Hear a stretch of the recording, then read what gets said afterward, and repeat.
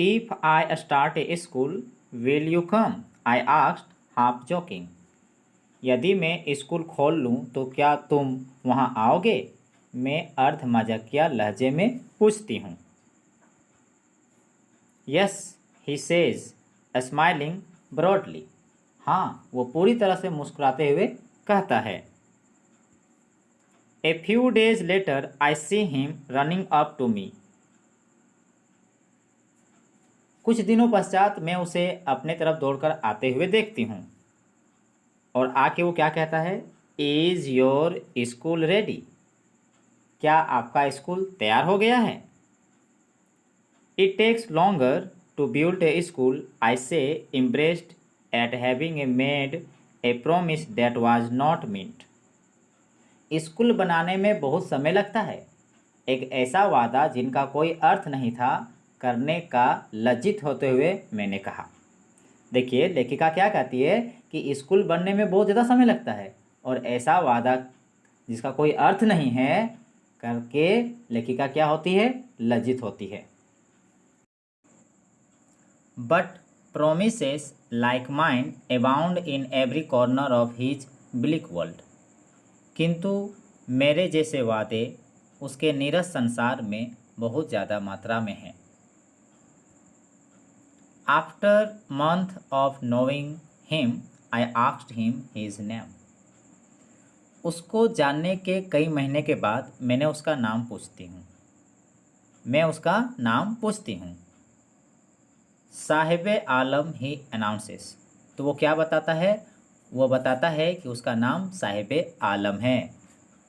He does not know what it mean. वो नहीं जानता है कि इसके नाम का क्या अर्थ है। If he knew its meaning, यदि वो इसके अर्थ को जानता, जैसे कि इसके नाम का अर्थ क्या है? लॉर्ड ऑफ द यूनिवर्स, इस संसार के मालिक।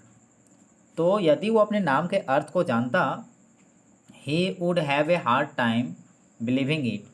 तो उसको अपने नाम का अर्थ पर विश्वास ही नहीं होता। Unaware of what his name represents, he roams the streets with his friends, an army of barefoot boys who appear like the morning birds and disappear at noon. अपने नाम के अर्थ में वो कुछ नहीं जानता है और वो अपने मित्रों के साथ, नंगे पैर वाले बच्चों के सेना के साथ वो सुबह पंछियों की तरह दिखाई देता है और दोपहर को मानो गायब हो जाता है। ओवर द मंथ, महीनों बाद, I have come to recognise each of them. देखिए प्रत्येक को जानने में हमें महीनों लग गए, मतलब जितने भी बच्चे एक साथ उन लोग घूम रहे थे सभी को जानने में लेखिका को महीनों समय लग गए। Why aren't you wearing chappals? I asked one. मैंने एक से पूछा कि तूने चप्पल क्यों नहीं पहनी है? तो देखिए वो क्या जवाब देता है। My mother did not bring them down from the shelf. मेरी माँ अलमारी से उसे नहीं उतार दी है। He answered simply. वो साधारण रूप से क्या जवाब देता है कि उनकी माँ जो है अलमारी से उसे नहीं कर दिया है। Even if she did, he will throw them off. Adds another. देखिए तो दूसरे लड़के ने जवाब देता है कि यदि उसकी माँ अगर नीचे उतार भी देती है तो ये उसको फेंक देगा। दूसरे लड़के ने जवाब दिया, Who is wearing shoes that do not match. वो जूता पहना हुआ है और जूता मैच नहीं कर रहा, मतलब दोनों पैर में अलग अलग जूते हैं। When I comment on it, he shuffles his feet and says nothing. जब मैंने इस पर पूछा, इस पर व्यंग किया कि तुम अलग अलग जूते पहने हैं वो मैच नहीं कर रहा है, तो he shuffles his feet, तो वो अपने पैरों को घसीट के चलने लगता है। And says nothing, और वो कुछ नहीं कहता है। I want shoes, says a third boy, who has never owned a pair all his life. मुझे जूते चाहिए, एक तीसरा लड़का कहता है जिनका पूरे जीवन में अपना खुद का एक जोड़ा जूता नहीं रहा है। Travelling across the country I have seen children walking barefoot. देश में यात्रा करते हुए मैंने बच्चों को नंगे पांव घूमते हुए देखा है।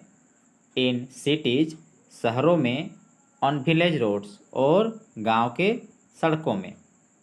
It is not lack of money but a tradition to stay barefoot is one explanation. एक व्याख्या है कि इसमें पैसे की कमी नहीं है बल्कि नंगे पांव घूमने की प्रथा है, परंपरा है। I wonder if this is only an excuse to explain away a perpetual state of poverty.